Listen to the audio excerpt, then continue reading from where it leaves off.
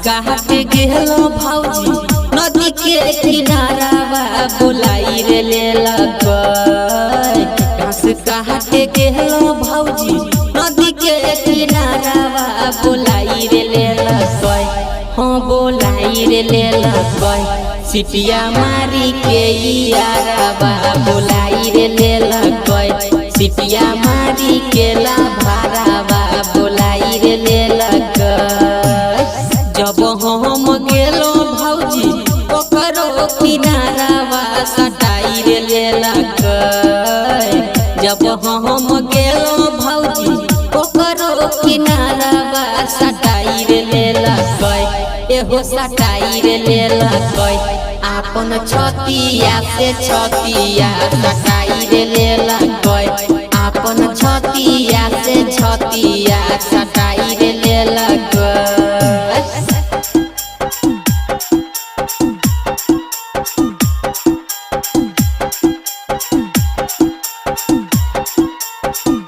आपन छतिया से छतिया सटाई रे लेलक आपन छतिया से छतिया सटाई रे लेलक कहलै छौड़ी केतना घुरै भी हमरा पीछा गे मौका मिलल हौगे छौड़ी पुराई देना इच्छा गे मौका मिलल हौगे छौड़ी पुराई देना इच्छा गे कहलै छौड़ी केतना घुरै भी हमरा पीछा गे मौका मिलल हौगे छौड़ी पुराई देना इच्छा गे बिछाई के चदरिया छौड़ा लहरी के कुटिया गड़ाई रे देलक बिछाई के चदरिया छौड़ा लहरी के कुटिया गड़ाई रे देलक हाँ गड़ाई रे देलक पूरा पटरी पर रेल चलाई रे देलक पूरा पटरी पर रेल चलाई रे देलक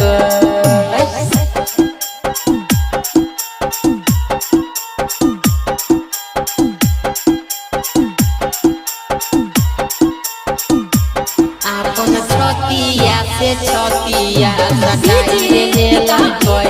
आपन छतिया से छतिया सटाई रे लेलक रंजित छोटे लाल के मन भर खिलैलियै